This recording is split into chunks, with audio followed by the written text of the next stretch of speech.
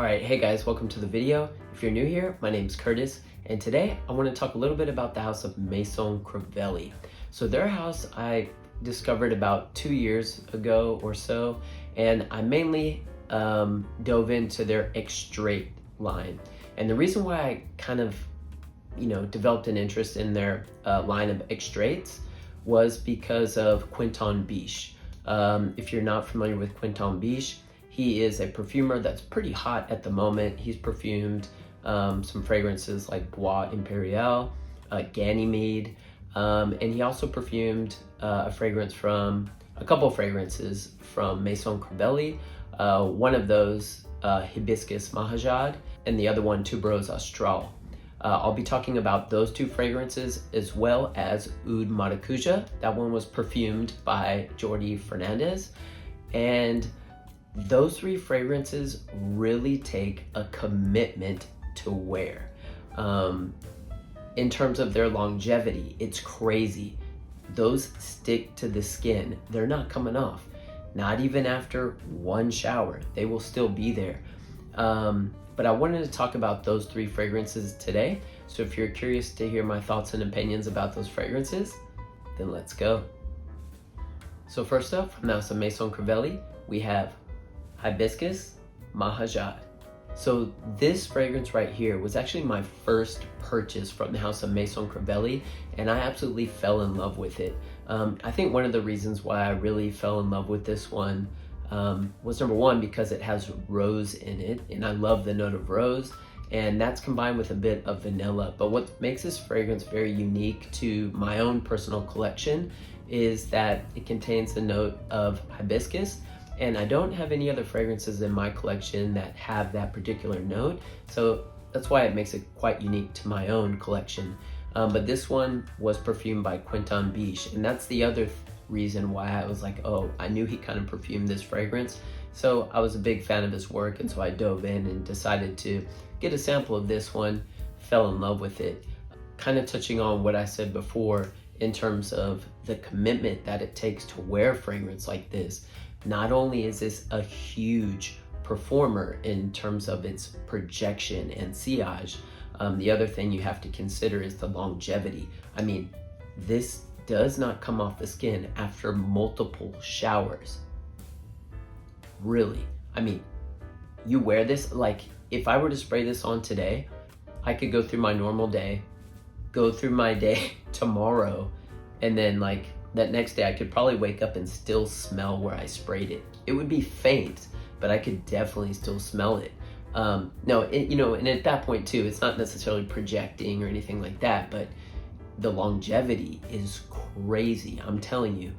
So, I mean, in terms of these fragrances and their performance, it's nuts. And I think of the three fragrances that I'm going to talk about today, all three of them are just equally beastly in terms of their, performance. Now, in terms of the all-around scent profile, this is such an easy one to wear. It's very non-offensive in terms of its smell. Now, in terms of its performance, it might be offensive because this is loud.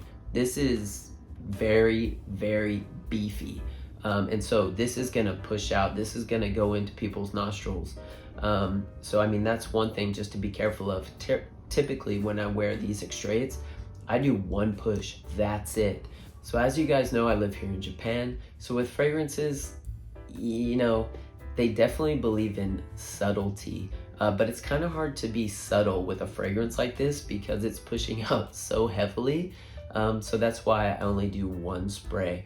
But this is a gorgeous rose vanillic fragrance, and I really, really enjoy the wearing experience of this. So yeah, it's definitely one to check out. So if you can, get yourself a sample of Hibiscus Mahaj by Maison Crivelli. So next up, from the house of Maison Crivelli, we have Oud Mahaj. So Oud Mahaj was the second fragrance that I purchased from the house of Maison Crivelli, and I purchased this one towards the end of last year.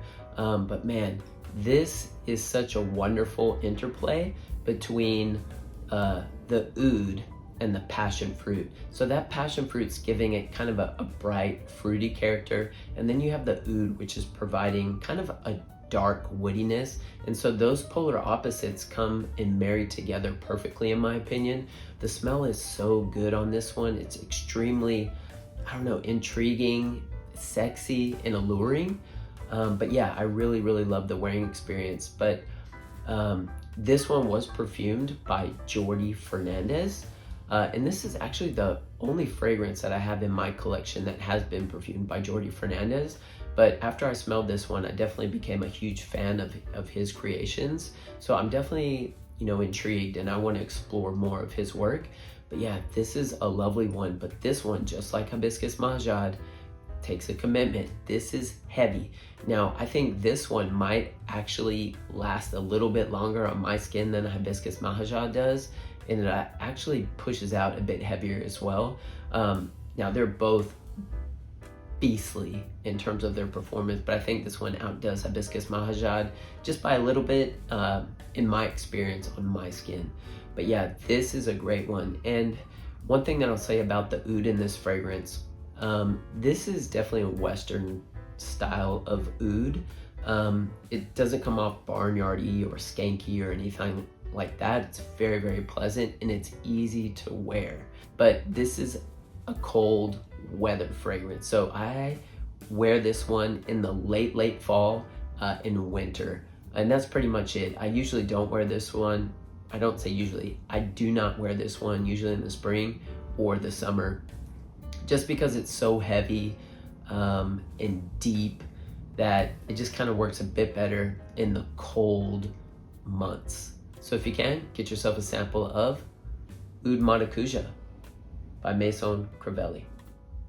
And finally, for the last fragrance I'll be talking about today from the house of Maison Crivelli, we have Barrows Astral.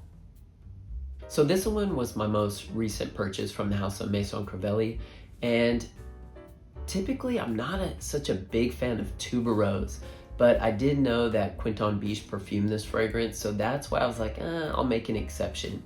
And then once I smelled this one and tested it on skin, I was like, ooh, I really, really enjoyed the smell of this fragrance.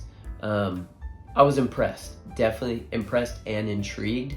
And this kind of has a twist on Barrows, which I think is what made this, I guess, acceptable to my own palate and my own taste in fragrances.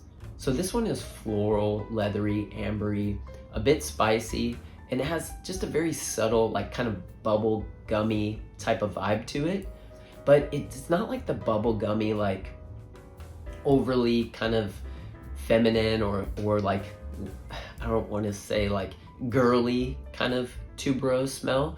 This has a totally different twist to it. You also get a blast of cumin in here, which I know to a lot of people that can kind of come off as like BO or foul smelling, but I don't know, I actually really enjoy the note of cumin. And in here, it doesn't smell funky to me at all. But, again, sample first, because, we all perceive fragrances differently. So the cumin in here might come off funky to you, but to me, it doesn't at all. So it's very easy to wear, in my opinion. But yeah, this one, again, just very thick and diffusive. I mean, you will fill the room.